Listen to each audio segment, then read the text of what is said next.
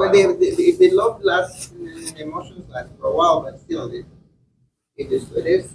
We were together when I was taking his class. That was like 10 years ago. Yeah. But he's just lucky. Well, sometimes I see people that they had that relationship before, and then when they get married, they don't get along no more. So it happens to us. So I feel it. Go ahead. No, he's just lucky. Hopefully he'll stay that way. So when are you gonna have like a, Thinking next year. We're thinking next year. like, are you like thinking about it or you just want it to happen? All right. So, like, it'll be my like final year of law school, and it's really stressful for me. Yeah. But we're also like early 30s, so I feel like biological clock. You're 30? I'm 31. She's 33. You're 30? I'm 31. You were like 12 when I first met you. Yeah. Wow. I learned a lot from your class. Professor is such a weird one of my favorite professors. That's not exaggeration. She's gonna get an A, so you don't need to say those things. Okay, never mind.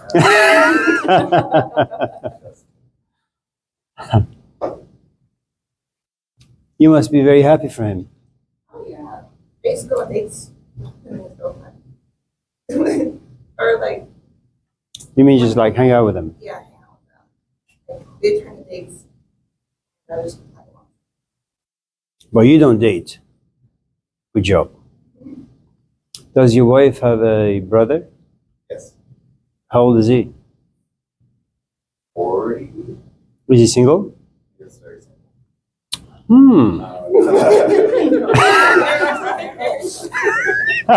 Is he no good? Okay. Does her brother have a friend? I'm just kidding. I'm very sorry about who wrote this? Because people like hard. Oh, this is the cardamom bread. Milk, sugar, salt, yeast, butter, eggs. It was good bread. Is it good? Yeah.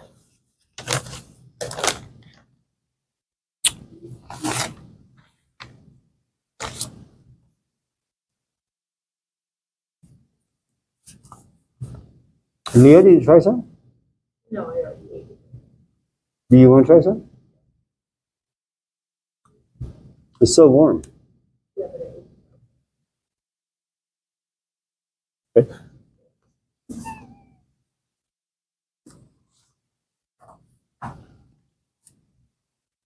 In Persian, if you know how to bake or to cook, you're ready to settle down and have babies. But this is not very good just yet. So I'm just kidding. What happened? Did I say something? It's very good. Thank you.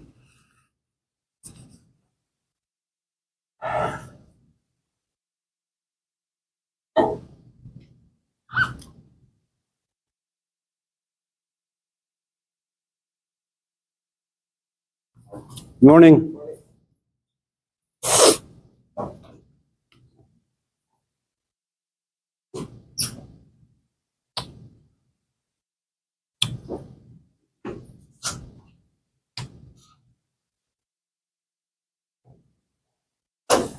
Hello.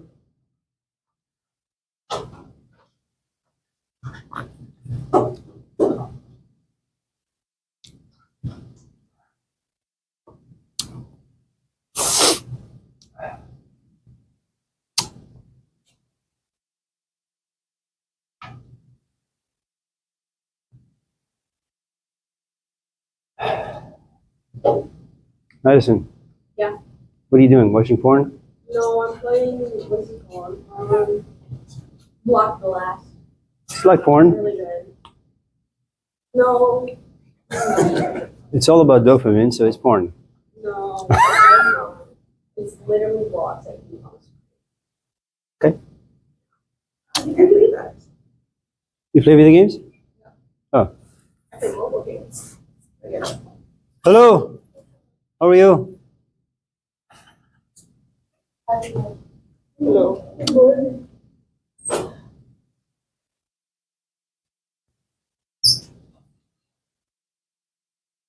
Madison, your hand is up, I think. Yes, I would like to ask you a question, please. Okay.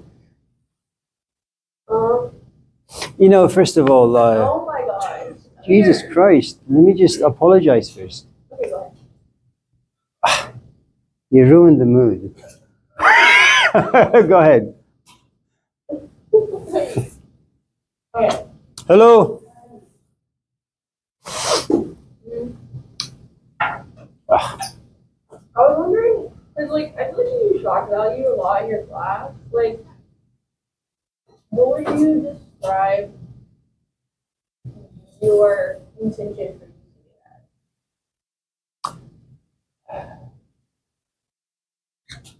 I don't think I would categorize it as such, because I mean, I don't come to class saying, okay, I'm going to shock people. as?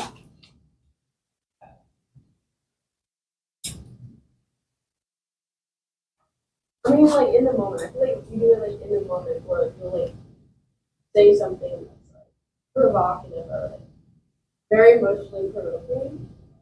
I think that's just the way I am. You know? And it has nothing to do with, reflecting on it and then talking about it. It's just, I think part of it has to do with just your experiences. Imagine you come from a very abusive background and someone talks about, let's say I've gone through like 5 marriages, and he comes to class and he says, I just got married and I'm really happy. Well, happiness never existed in my 5 marriages. So I'm going to punish him for his position. He's a 30-year-old, 31-year-old young man who'll soon be a lawyer defending himself in a high-profile divorce. That's shocking, but it again is rooted. I mean, it's never going to happen for him, but the truth is it goes back to my own experiences. I mean, look, part of the difficulty really is you've never been to my house, but I have maybe 20,000 books just laying everywhere. And now I walk around the house, I look at all the books I have collected over the years, and they are so uninteresting.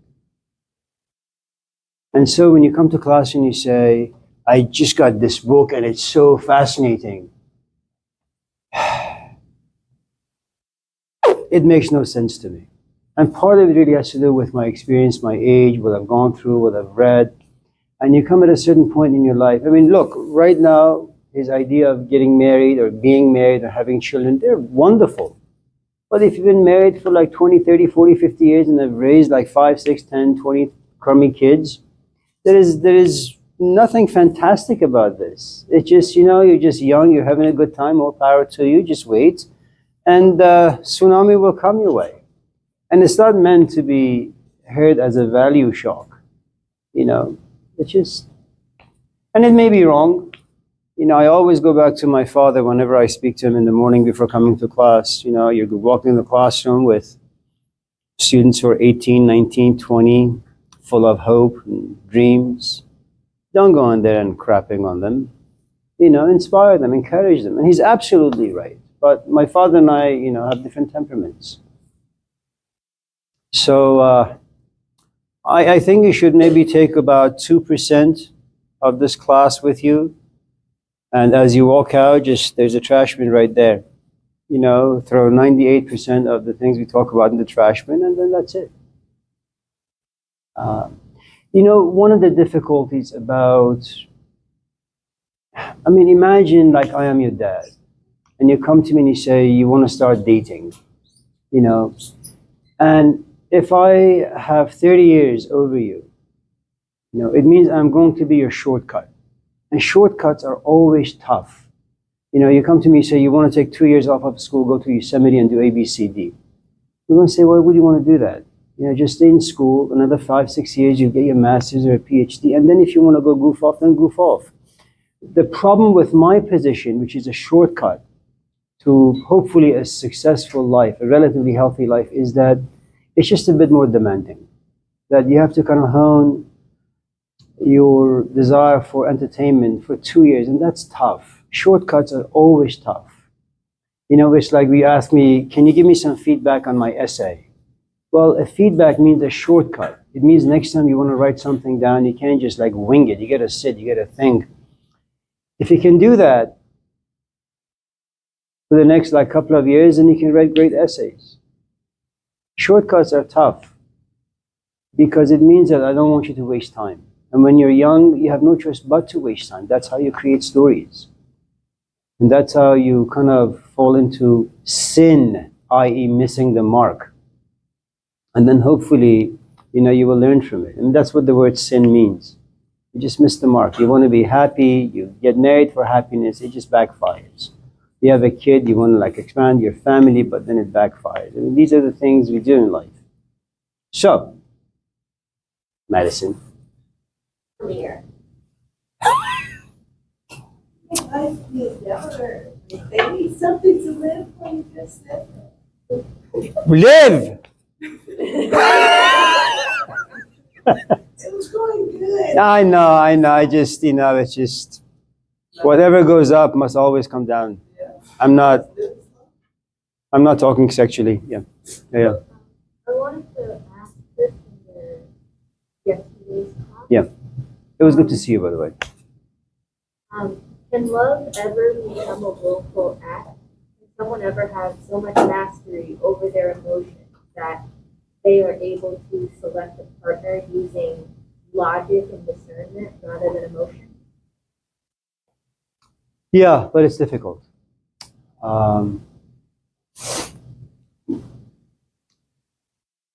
Imagine for a moment that, you know, you're one of those temperaments that enjoy the romanticism of life. You like to fall in love and all that. You go through some hiccups in life, and those hiccups push you into kind of examination, reflection. And then at the age of 35, 40, 50, you may come to the conclusion that, you know what? You can't really hold the relationship. You're not meant for it. There's just something about you that whenever you get into any romantic relationship, it just kind of falls apart. I mean, that's a great piece of wisdom you have about yourself, that you're just no good at romance. But like Elizabeth Taylor, you get out of the bathtub, you look yourself, your psychological body in the mirror, and you say, you know, I'm getting a little older, a little uglier, a little smellier. I really don't want to like be alone. You know, I have no family, just in case I get sick. I would like someone to take care of me. And all of a sudden you realize you're not really looking for a romantic partner, you're looking for a political partner. It doesn't mean you're not going to have sex. It doesn't mean you're not going to have fun having sex. It doesn't mean that you guys are not going to have great conversations. But your definition and perspective on marriage is much more futuristic now. It's much more political now. You're thinking about old age. You're thinking about nursing homes. You're thinking about financial situations, you know. And so you get married. And then little by little, you know, like cancer, people just grow on you. If you like them or not, doesn't really matter. I mean, always go back to Frida's father. When her mother passed away, she looks at her dad and says, so what exactly did you miss about our mother? Because they had such a bad relationship. And her father looks at her and says, our fights. I loved our fights. You know. And you really don't want to, you don't really want to fall in love. It's an emotion that comes and goes. You know, it's like there's a great house, it's for sale, but it's being built on a cliff. You know, and it's Oakland, or the Bay Area. And we get earthquakes like once every 5 months. You know, and you want to invest like $1.5 million in a house that's about to fall. Why would we want to do that? And that's what emotions are. You know, they're never stable. They come, they go. They're just not trustworthy. And add to it the fact that we change all the time. One of the nice things about understanding is just stable. You know, you can add and subtract, but emotions, once they go, they just go. Unless you happen to be like him or my father. You just, you know, temperamentally very positive, very easygoing. I mean, look at EJ. It's a mess.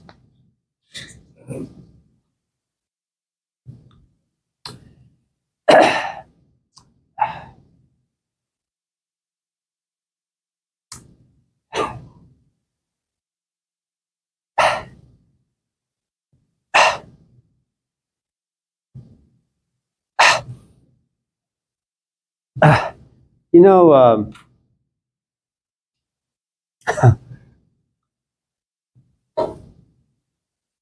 you got my message? Good job.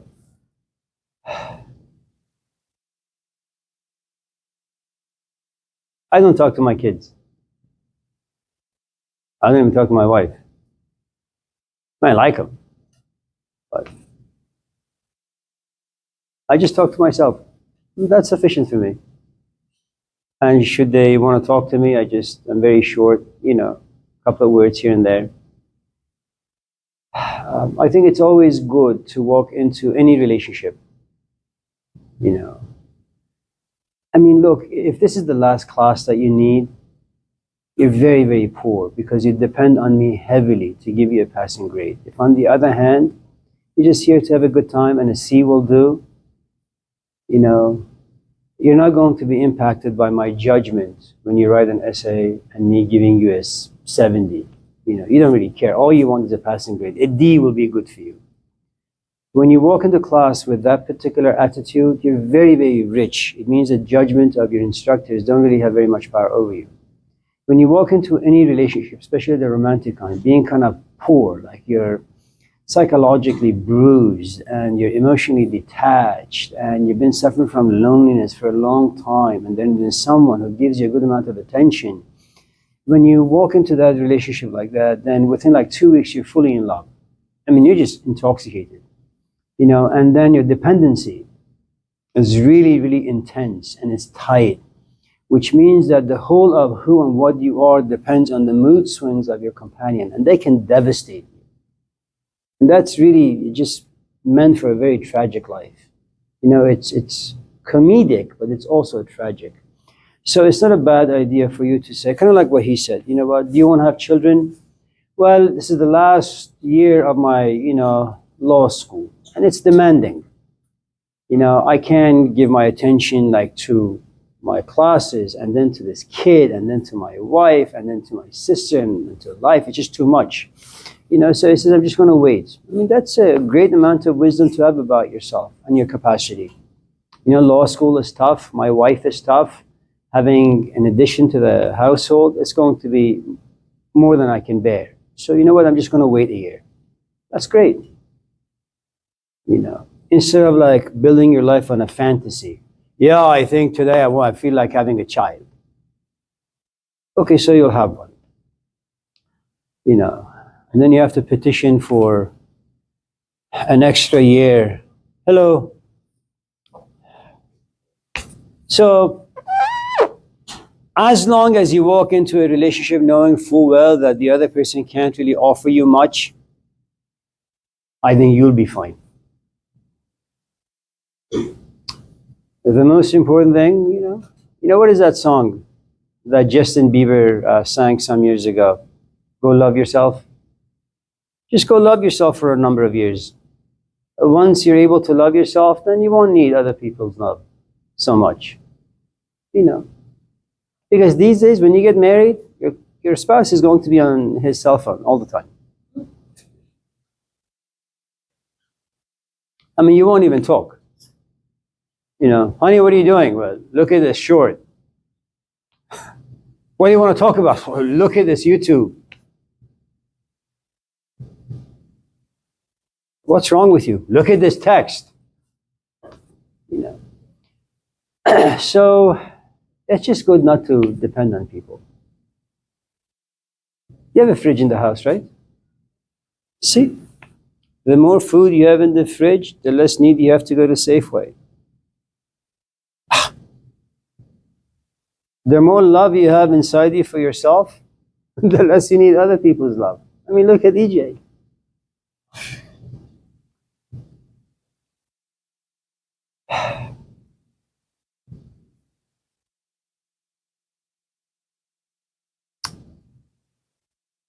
Can we be honest? When you're young, you're stupid. That's just what it is. You have zero experience. So you're going to make a lot of mistakes. And you're going to crap on a whole host of things, including your partner.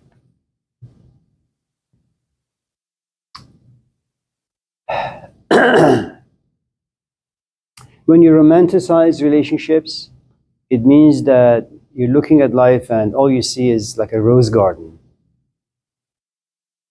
And if you think like that, soon thorns will come your way. If on the other hand, you look at life and you say, thorns are everywhere. It's like East Oakland. Is it West Oakland? East, west, south, north. You know, it's thorn everywhere. So you become very, very cautious where you go, what time, you know.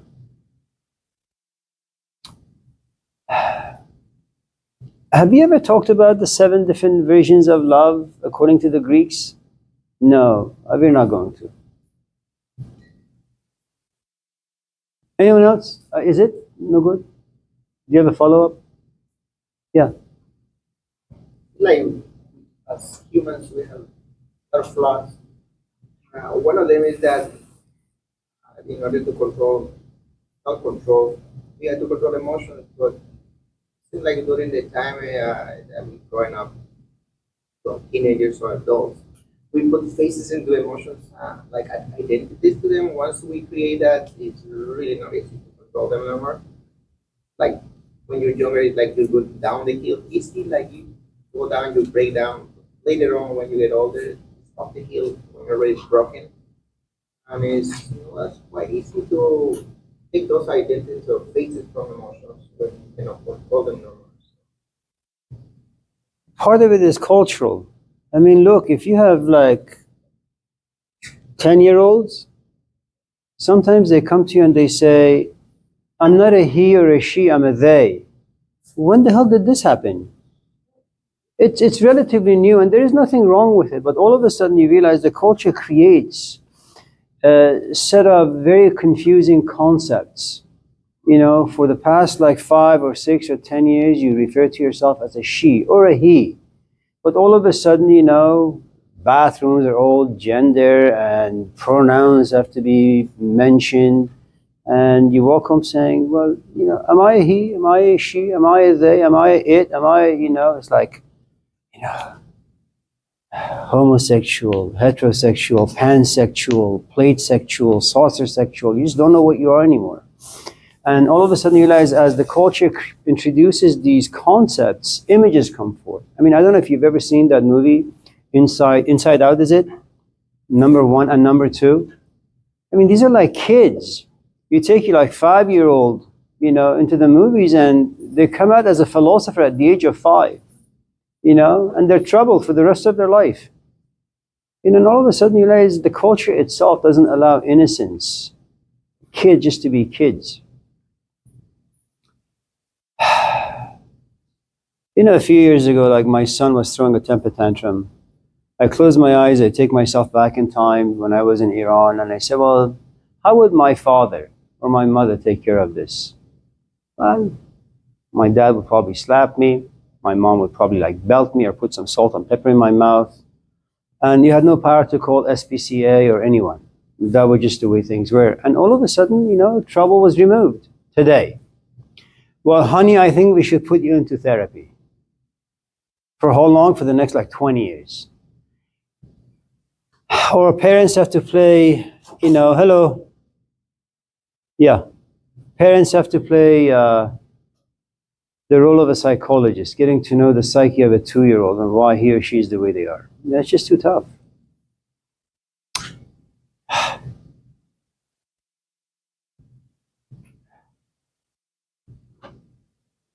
Hello, Amir. Deviante, how are you?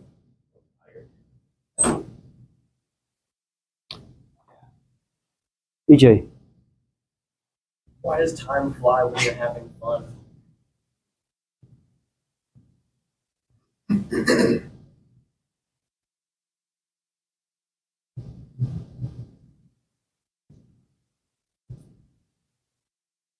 I think that's just a function of pleasure. It consumes you. You know, it's like when this class is boring, you keep looking at the clock. When the class is somewhat enjoyable, all of a sudden it's like 10, 15. Whenever I think there is a gap between or a space between you and activities or life, reflection kicks in. And you have a set of emotions that are unpleasant. I mean, boredom is unpleasant. Anxiety is unpleasant. Thinking about why the class is the way it is unpleasant. Sometimes when we talk about things that are somewhat difficult and painful, maybe even, you know, the idea of just sitting and thinking, sometimes you can enjoy reflecting on things that are painful. That in itself gives you a good amount of joy, you know. But whenever you don't embody an event, it's like you've been removed from the Garden of Eden. You have to find a way to get back to paradise. So, I mean, you're not married, are you? Well, just wait. You know, one of the things that usually take place is you don't really know what to talk to your companion about. You say, well, you know, hopefully dinner will be served soon. And then you can talk about the seasoning of what she or he has made for you. And that'll take like 5, 6 hours. And then you guys will have a fight. That will entertain you some more. And, you know, I'm just getting you guys ready for what's coming to you. Many of us, not, you know, people who are lucky. So, I mean, if you are able to kind of analyze the movies that come out, for example, there are no narratives anymore. It's all action. And the reason is narratives is like reading Tolstoy. You have to sit back, connect the dots. It's just too much work. You watch Rambo from the moment the movie comes on, or, you know, James Bond or Mission Impossible. It's just all action. And you get sucked into it. And that's why UFC, I mean, that's why sports these days, they're filled with violence. It removes reflection from you, and it's great. I mean, who the hell wants to think about life and be depressed? Certainly not me.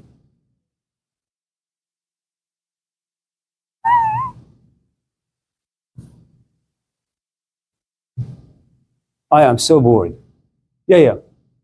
Um, when sorry, I don't think they know who you are. more people can. I'm Alejandro's brother. We all took Amir's class 10 years ago. My favorite class is the public system. You know, he's not married.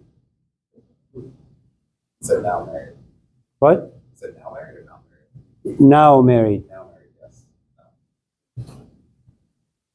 So any of you who want to give him your condolences, you can do it after class. I'm just kidding. That was just a bad joke. Please. Especially when I was here, I only took 2 things into consideration when I was thinking about what I wanted to do as a career. That was what I loved, what I was good at. And now I've been considering adding a third, which is what's right. How do you recommend that I or any of the students balance any of those things that I'm considering what they want to do with their life? In the 1980s, I worked at a Shell gas station at Del Paso Heights in Sacramento. It was home to prostitutes, to gangs, drug dealers. I had the graveyard shift for about 2 years. I worked 4 nights. He worked 1 night, and my brother worked the 2 nights. We had no money. I stole. Sometimes I would just lock up the shop, back up my friend's car, and just load it with stuff. Sometimes it would, you know, this is not the age of internet, we would steal money. And I was like 18. The other guy who was working there, he was about 35, 40. Anytime he took anything off of a shelf, like chips or candies or cookies, he would always pay for it. I don't know why he did that. It made no sense to me.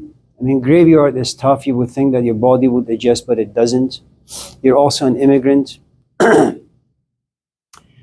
There are a couple of things. First, I think some people temperamentally, just, like Aristotle, when they asked him, why do you not lie? He simply said, I'm not a liar. I don't lie. I don't know what that is. So some people are just wired to always do what's right. How that happens, it's beyond me. I don't really know. Okay. Some people are very clever and cunning, like, say, Jesus in the Gospels. You occupy two worlds. You occupy the world of Caesar. This is a classroom. I'm no saint, and you're no saint. You know why you're here. You're here for a grade. You're here to AI your essays. You're here to just somehow pass this class any way possible. The idea of you sitting and writing an essay for 10 hours for an instructor who doesn't really care, that shows how stupid you really are. Your task here is to live in the world of Caesar. You're not here as a student. You're simply enrolled in a class. Your head makes the district about $10,000. You're just a number. So you shouldn't take yourself that seriously. Okay? That's one world you occupy. There is another part you occupy if, of course, you have experienced it, you're aware of it. That is, I suppose in the gospel tradition, you would call it the kingdom of God. But this is 2025. Let's just say you have various branches of creativities inside you, passions inside you. You love certain crafts, and sometimes you know that your life is meant to be given to Caesar. I'm going to take your time, and I'm going to waste your life from 9 to 9:15. Okay? And I hope that while you're sitting here, you have this thing inside you called a conscience, that you're fully aware that I am a mean-spirited human being. I'm a vulture. I'm here to steal your time, to inject in you all the emotions that are wrong and negative. That you're aware of the waste and the boredom, and the fact that you're selling yourself to me from 9 to 9:15. That should create enough guilt and enough motivation that when you go home, you say, you know what? I'm going to write this piece of a shit of an instructor, an essay that gives me a C. Then once that storm has died, I'm going to sit behind my laptop and spend 5 hours writing poetry that I really, really enjoy. And that poem you will never send to me. Because I'm not worthy of the kingdom of God within you. Now, in the world of Caesar, you can have high moral grounds. It's not like these stupid Democrats, looking at the Republicans saying, when they go low, we go high. Well, you're stupid. When they go low, you must go lower. Because that's just the world of politics. I was walking around campus yesterday for a few minutes, and it was very interesting because I was just eavesdropping of what students were saying. They're saying, well, this instructor doesn't care. Instructors just don't care, period. And if that's the case, if that is how you feel and that's really what you believe, why the hell would you want to spend all this god-awful time writing an essay to impress a human being who just doesn't give a shit about anything? Now, if you want an A, you're really honoring the kingdom of God inside you, which is, I want to be a lawyer, and I want to be a good lawyer, and I want to graduate, and I don't want to spend too much time in Oakland, too much time at Laney, for example. Then the way you think just benefits you and your life. I don't know what right and wrong are. I think as you age, and as you become a bit more seasoned in life, you're not yet a parent, but I'll tell you this. When your child throws a temper tantrum, initially you're going to say, it's wrong to scream at my kid. It's wrong to spank my kid. I just took a child psychology class. You should sit your child down and have a chat with him. And you can try that. for maybe 10 minutes, maybe 20 minutes, maybe 30 minutes. There comes a point where you realize your capacity will no longer allow a civilized conversation. You grab your child by the throat. I mean, in a very gentle way. You know, you kiss him on the forehead, and then you threaten him. And all of a sudden, what you thought to be wrong, you know, at 10:15 becomes God's commandment at 10:35.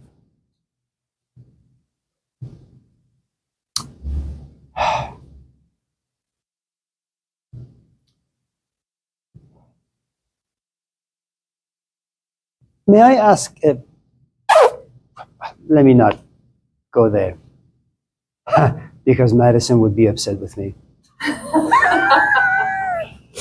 Thank you. But since she is, let me,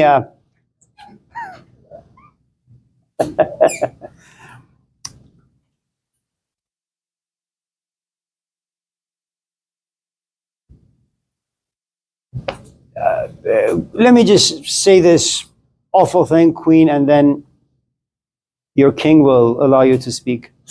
I'm so sorry.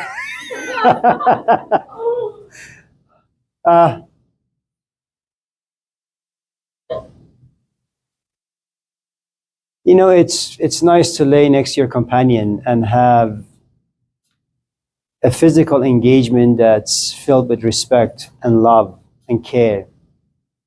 It's important.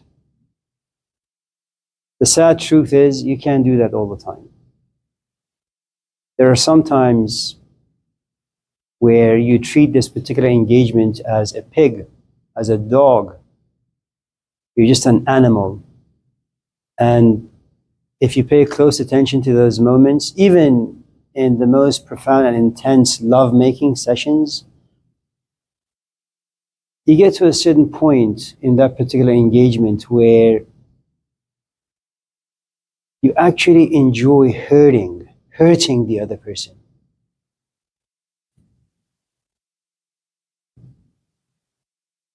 You know, and the funny thing is this, somehow you have to accept both parts of your nature.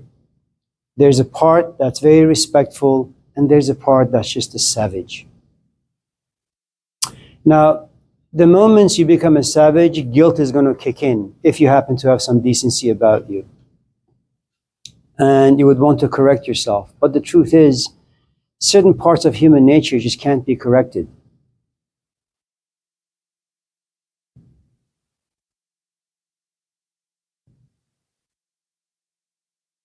So when you need to lie, lie.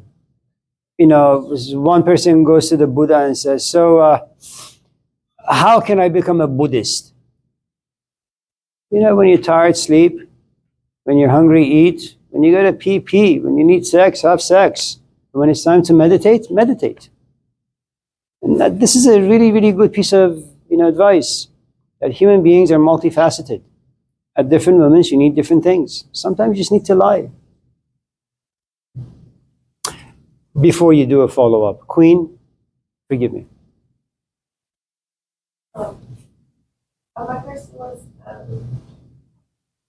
do you gain self-respect if you've never been taught self-control? I've never had. You know, it reminds me of a story of a young woman who was in this school run by this man, Armenian philosopher named G.I. Gurdjieff.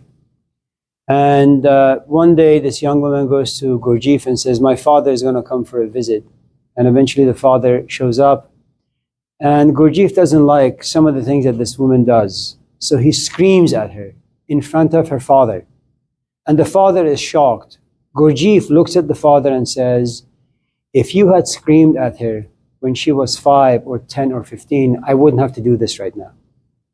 Okay? Do you have dogs? One of the things that I think dog owners understand, I don't have a dog, but and I may be given the wrong information. Some of the things that dog owners are told is that if you want to have a happy dog, and if you want to be a happy owner of a dog, make sure your dog is trained. If you train your dog, you have a happy dog. If you don't train your dog, you have an unhappy dog.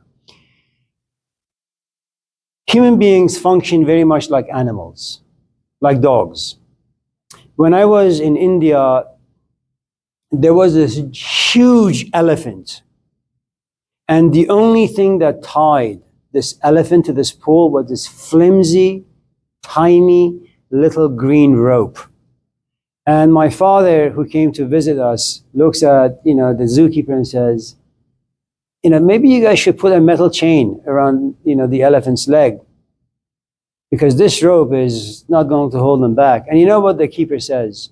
The moment this elephant was born, we put this rope around his leg.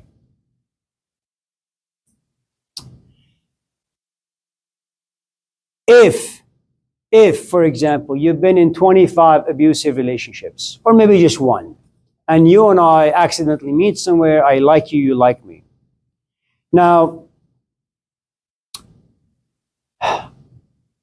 you've always enjoyed being loud, you've always enjoyed being obnoxious, you've always enjoyed being combative. That's the way you survive.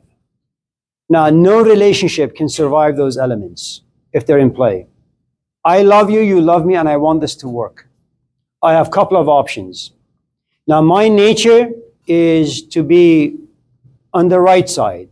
Be passive, be stoic, always turn the other cheek. But I also understand that the qualities you exhibit once in a while are there to destroy what we have made. So every time you become combative, I gotta beat you down.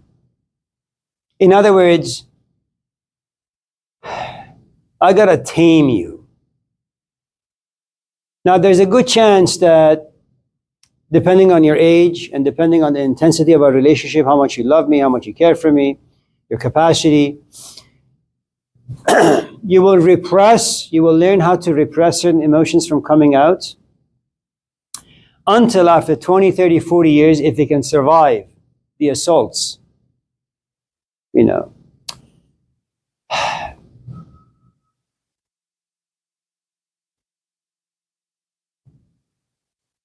I was speaking to my dean a few days ago. She said, Amir, you need to change certain ways of your teaching. I said, listen, I've been in the classroom for 35 years. I can't change. I'm not gonna lie to you. I just want to be realistic. At my age, I'm not gonna change. I can make modest adjustments. Maybe an inch. I can't change.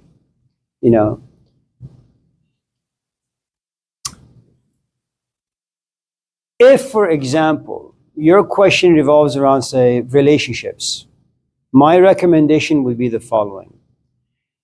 Since rehab is very, very difficult, nearly impossible, whether it's being abusive, being combative, because they have a history of 10, 15, 20, 30, 40 years.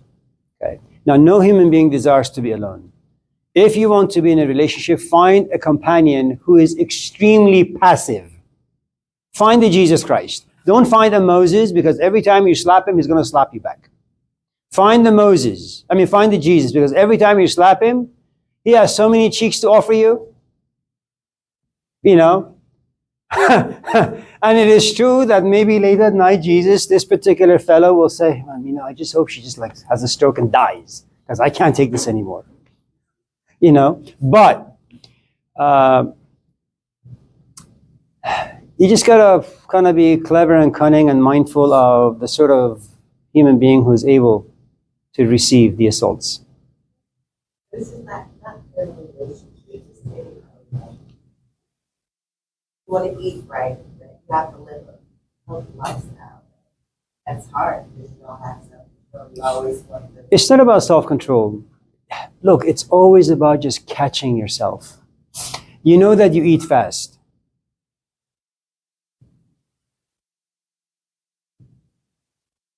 Look, I don't know what time you wake up. I wake up at 3 and I have 50 alarm clocks because I know I will forget, because I know tiredness will overtake me. You and I have this mechanism inside us that will force forgetfulness.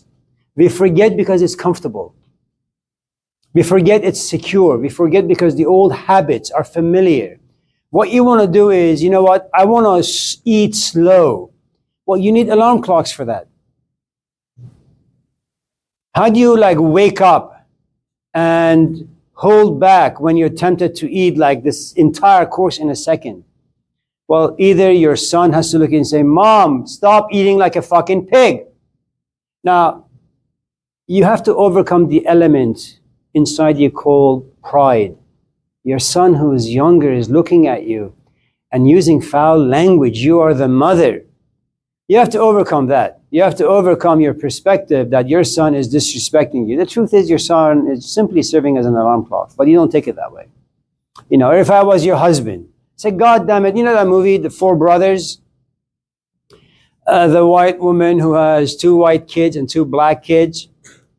And she's dead now, but her ghost is in the living room. And as they're eating food, you know, her ghost looks at this kid and says, Calvin, close your mouth. What are you, a cow? You know, and that's the thing. You need a ghost. Someone who can remind you, listen, you're eating with your mouth open. Who the hell wants to look at that? You know, I mean, imagine you go for a run and you come back and you smell. You smell like sweat and it's bad. It's offensive to your own nose. And you realize your own nose is serving as an alarm clock. Go take a fucking shower. Now, you need someone in your physical life who is as generous and as caring as your nose is to your stink. That says, listen, queen, I love you. But the way you dress, it's fucked up. Now, you may not like it, you know, or the people you're hanging out with, or the whatever your addiction happened to be. Without an alarm clock, it's so tough. You know, Queen, I wake up every morning, the first half hour, you know what I think about? Is death. And it's tough. If on the other hand I had cancer, no one would have to force me to think about death. Cancer is right there, reminding me of mortality, of pain, of time, of value. You and I don't have that. If you have an intense amount of pain inside you, you'll be fine. I mean, look, if you live in the worst part of Oakland and you love your kid, that love will force you to do anything you possibly can to get your family out of harm's way. Now, you may not like prostitution.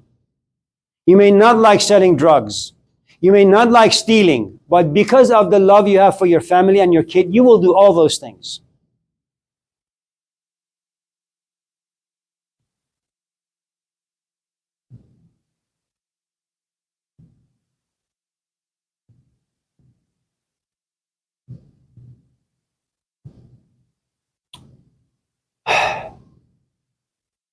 Deviante. I don't really know how to explain this, so I guess sorry for that, but I feel like sometimes I treat someone like an animal, like they're less than human, kind of like more, and I just don't know what to do.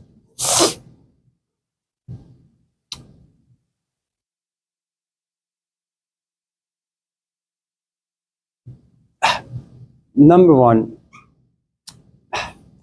you know, when you're young, you're like a prostitute. You receive everybody and you like everybody and you have all these like flowery ideas in your head. You know, that whoever sits at my table is welcome. Whoever says hello to me, I'll say hello back. Culturally, when I first got into teaching business, especially when I came to Laney, elevator, going up to my office, every person who would walk into the elevator, you make eye contact and you say, hi. I mean, I'm just culturally bound to do that. After a few years, I realized, you know, people come into the elevator, they don't make eye contact. Even if you say hello, they don't say hello back. I said, you know what, fuck it. Why do I want to do this? You know, as I'm saying in elevator, I'm just going to go like this. No hello, no how are you, nothing. You know, and it's something that slowly time and maturity and observation just seasons you. If you happen to be in my position sometimes, you get a nasty email from a student. I just delete it, and they can go complain to my dean. But, I'm no longer at a place where my dean's judgment is going to impact me. I don't give a shit what they say.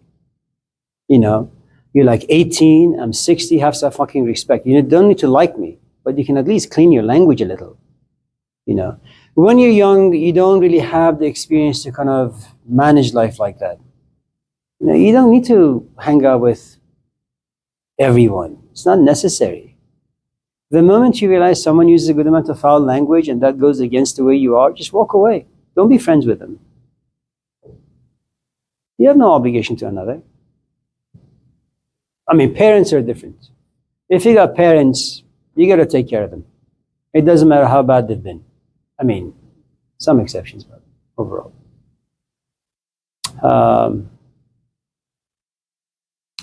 But I will say this though about parents. If you got shitty parents, taking care of them, that's your spiritual salvation.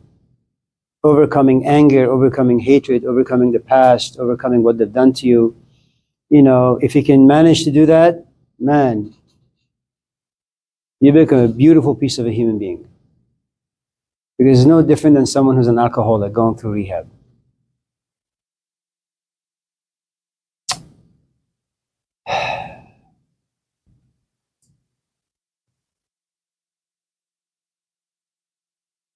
Yeah.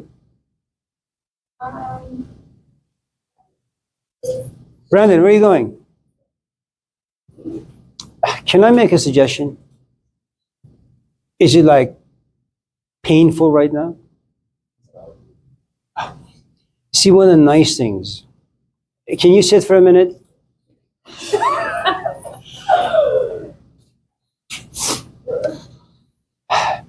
You have this urge to go to the bathroom, but it's not yet painful, right?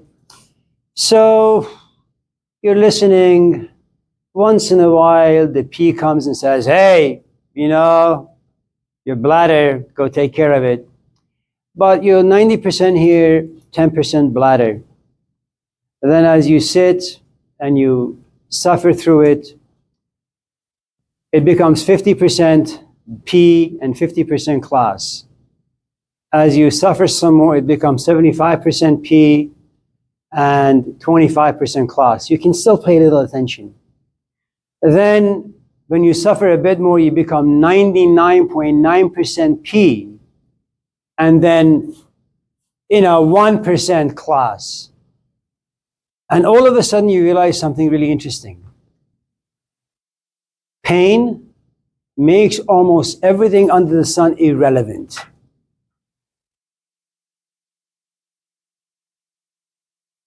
The only reason you value this class is because you have no pain. And the very reason that you want to save face and not just to walk out is because you don't have pain.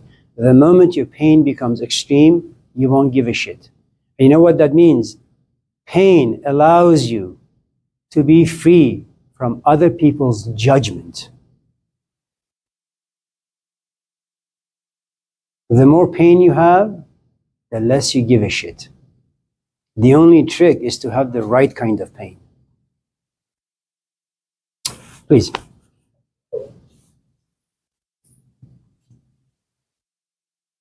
Have a good time. Yes, Avi. What is the key to happiness? And That's Dr. Phil. That's not me. I'm sorry, go ahead. and how do you make it last? Because happiness, I feel like it doesn't last as long as sadness. Or like sadness lasts longer. Usually negative moods last a lifetime. It's kind of like what my grandmother used to say. Youth stays with you for one day, old age a lifetime. You have no idea how all of a sudden you became 60. And old age, pain and ache, they just stay with you. Number one, I think because we are changing animals, and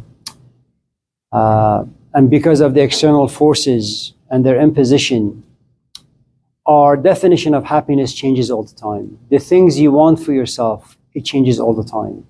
You know, I mean, he wasn't thinking about marriage when he first came to my class at the age of 12.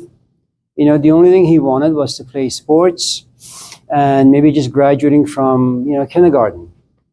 And then time passes. He says, you know what? I want to follow in the footsteps of my dad. I want to be a lawyer. You know, good for him that he had a role model, you know. And so for him, happiness meant sticking to school, doing his, studies, and getting to a place where he feels comfortable. At a certain point, he says, I do all this stuff, but I also want to share my life with another human being. And all of a sudden you realize, well, you keep adding more elements so that you could become more happy. So as you change in life, as you grow in life, your definition of happiness changes. That's number one.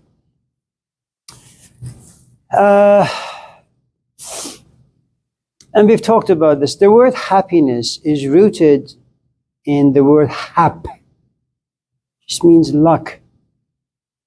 One of the things about relationships that no one ever talks about is, it takes a good amount of luck for you to have the right temperament.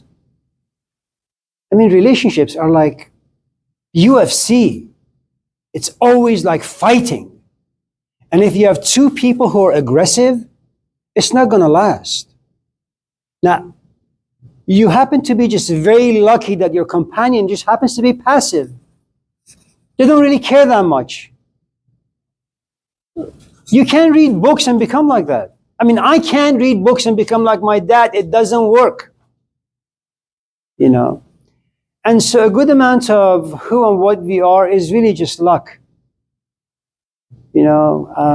So that's one thing you need to always remember. In everything that you do, and in hopes of being happy, a good amount of luck is involved. In the Greek world, what's her name? I forget her name. The broken-winged goddess, Fortuna. That's what the Greeks believe. Fortuna wakes up and she's in a shitty mood. And she says, you know what? I'm going to shit on Amir today. I mean, one of the best examples of how luck works, read the book of Job. Not because it's a religious literature, because it's a piece of literature that has a good amount of wisdom in it. I mean, Job is just like me, walking around having a good time with life. I'm married, got kids. Now, who's up there? God. Who's having a chat with God? Satan, right? And Satan says, you know what? I just don't like Amir. Amir is arrogant. Now, do I know anything what's happening up there? No. All of a sudden I wake up and I'm sick. Luck. All my friends, Elihu, Bildad, Zophar, they're okay, they're healthy, but me. So a good amount of life really is about luck. The other aspect is we are condemned. As you change, your vision of happiness changes. You're 18, all you want is sex. All you want is attention. You're 20, you want like a committed relationship. You're 30, you want marriage. You're 40, you want marriage and children. You're 50, you want to be left the fuck alone. You're 60, all you think is about death, but only when you sleep. And, what we say in Persian is human beings are like this coin that you flip in the air, and it goes through 1,000 turns and twists, and finally it lands. And it's either heads or tails. You go through so many life experiences, and every event that touches you creates a different alley with different set of emotions, different expectations, different disappointments, different pains and sufferings. And then you come to a place where you say, you know what? I accept my life. You know what? This is just the way things are. Now, you've been wanting to be happy, to be accepting of good and bad fortunes for like 50 years. But it only comes to you at the age of 60.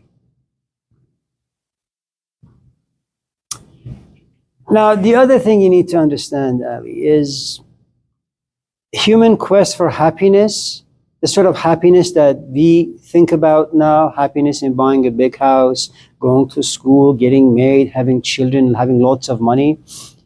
It's only about 60 years old. It never existed.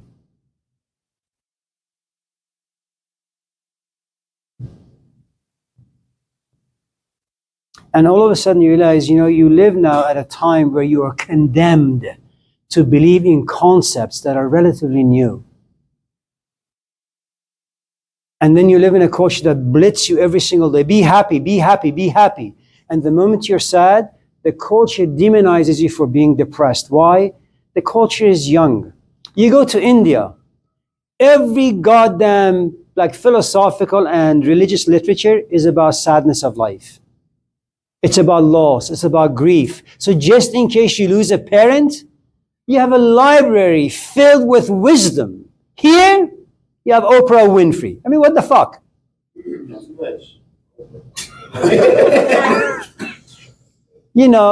And you realize that, well, human beings are not new to life. They've been around for a long, long time. The only problem is we don't have access to the wisdom that was obtained before us. Again, I go back to the book of Job. I mean, this man suffers. I mean, his kids die. His wife leaves him. Everything that he believed just falls away. It's kind of like death of a salesman. Chuck loving his father, coming to realize he's having an affair, and he's devastated. And he never forgives his father. And his father knows this, and the father commits suicide. And the point I'm trying to make is, when you read the book of Job, you realize that, suffering is just part of life. Sadness is part of life. And when are you going to figure all this out? When your back is bent and your knees are broken and you're just crying. And you say, this is too much. I just don't want to live anymore. And all of a sudden, understanding comes your way. Here, you know what they do? They medicate you. For thousands of years, if you want wisdom, you got to be depressed, man. If you want maturity, you got to be sad for a long time. And the culture makes you sad, then it gives you tools how to use the sadness. Here, they give you nothing. So, again, the goalposts. Be good to your parents. Don't drop out of school. If you want to go into debt, get your master's at least. You're young enough, you can pay them off. It doesn't matter if you're in debt $250,000. It's nothing. By the time you get to be 35, 200,000 will feel like 20,000. The market value of money just drops drastically. Okay? When you're 30 and you have a bit more tools in your toolbox, then you can kind of wrestle with the more complicated issues of life. Right now, your life is simple. Stay in school. No break between them. Make sure she doesn't, and just in case she'll punish her.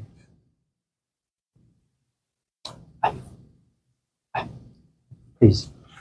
What happens to a person when their illusion of structure in life collapses and they don't have the tools to deal with it? Like when a person realizes that life is chaotic, that no amount of righteousness of being a good person is going to guarantee that they're going to have a good life.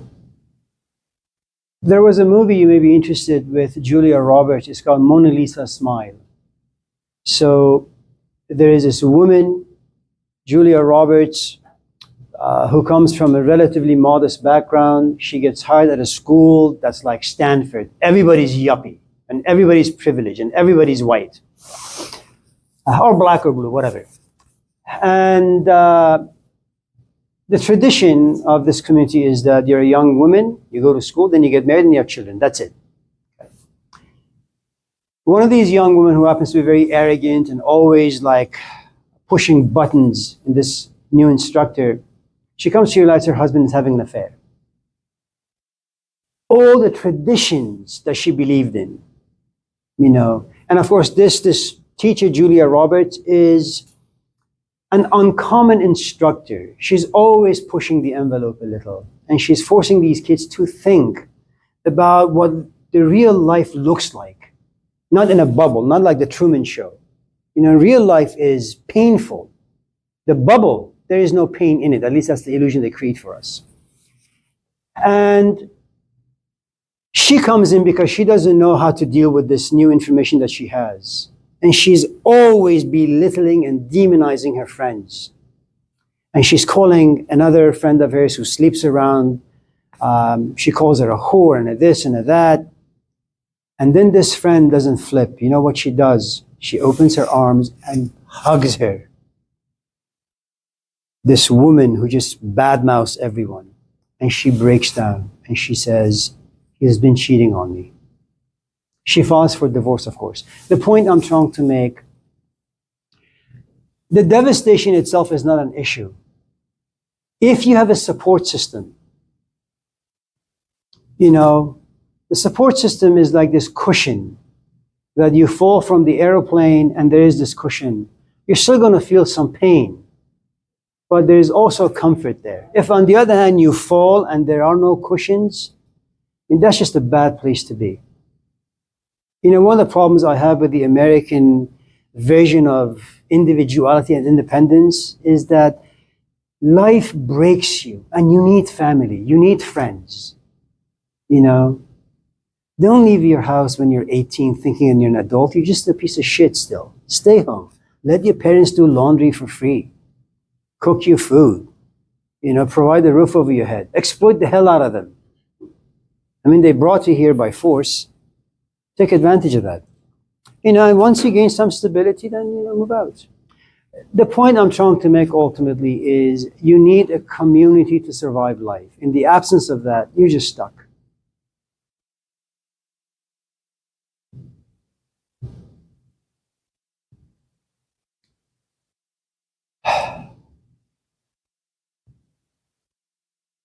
Find people who are poor and make sure your poverties are communal, that you have common denominators, because then you'll have the same emotions and you have the same language. You know, if you examine this very closely, all depressed people have depressed friends. You know, all single people have single friends. Because they can talk about the same stuff. They have same dreams.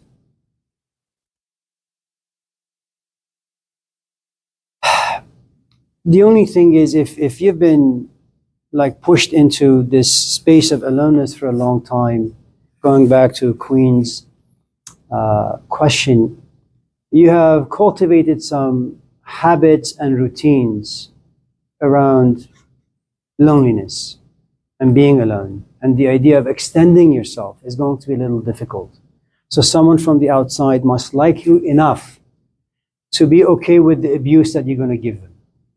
You know, let me buy you a cup of coffee. No. Let's go watch a movie. No. Well, after a while, human beings only have so much capacity. They say, you know what? Fine. You're on your own. So, does that?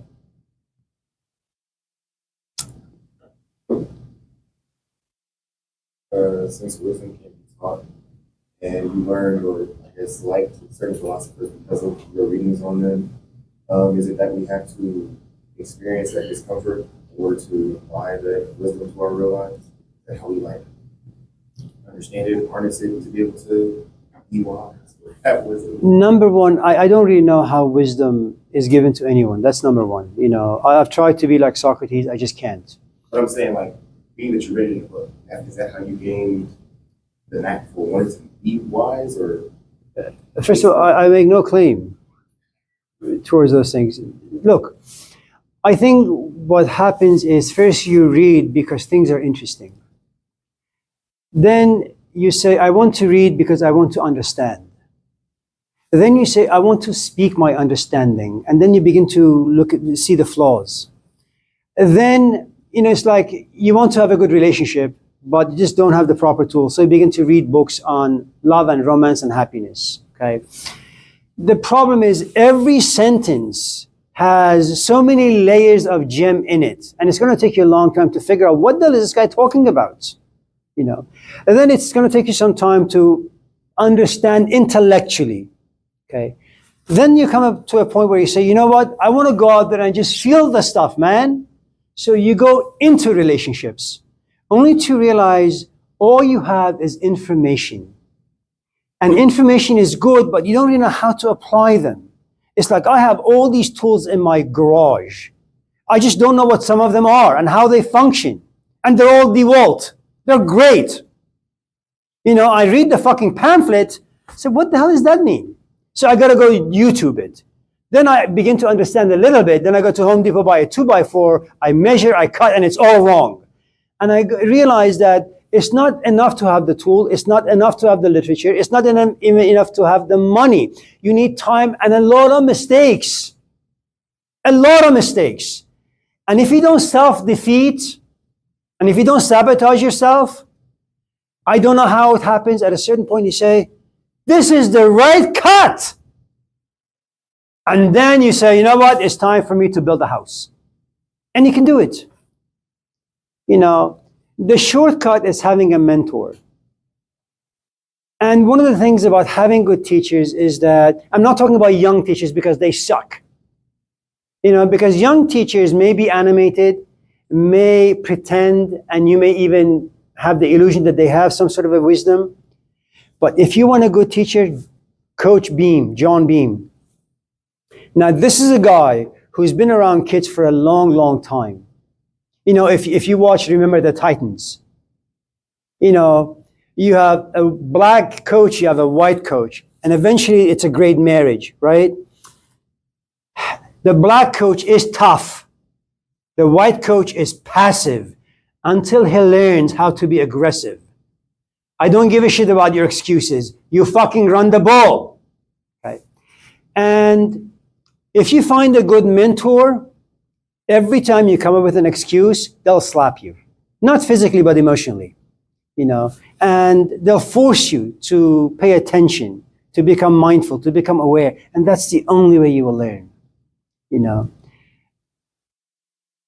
There is this passage by Rumi. I mean, it's just one Persian poet that, you know, some people run towards wisdom, they never get it. Some people just sit and they are given it. How it happens, no one knows.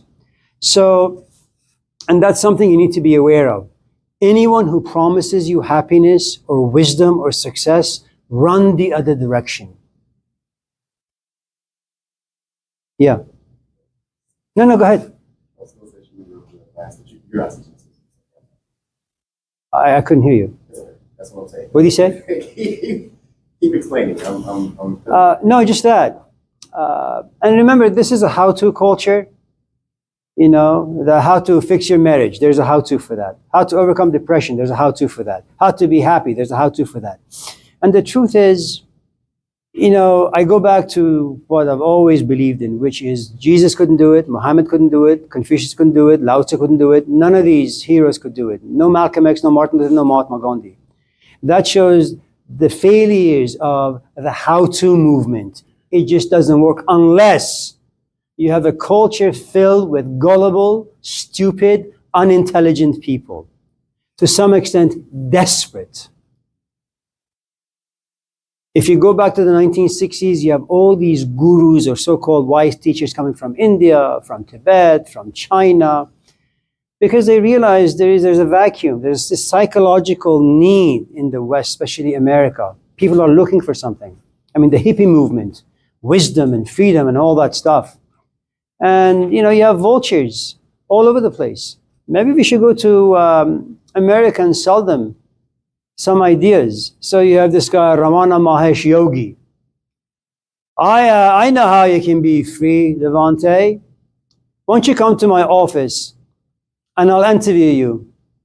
And my first question will be, once you have taken the bait, I'll question you how much money you got. You tell me $50, I say, you know what? There is this word that lives inside you. It's like the kingdom of God. And you gotta chant it every day for like 50 times. But it's gonna cost you $49.95. Now you're desperate. You're gonna give me that money. I'm gonna give you the word. And what is the word? Coca-Cola. Are you going to have experiences? Absolutely. Are they gonna really do anything for you? Probably not. So beware of anyone who's selling you anything. And that's the function of education. We're here to tell you that you're being educated.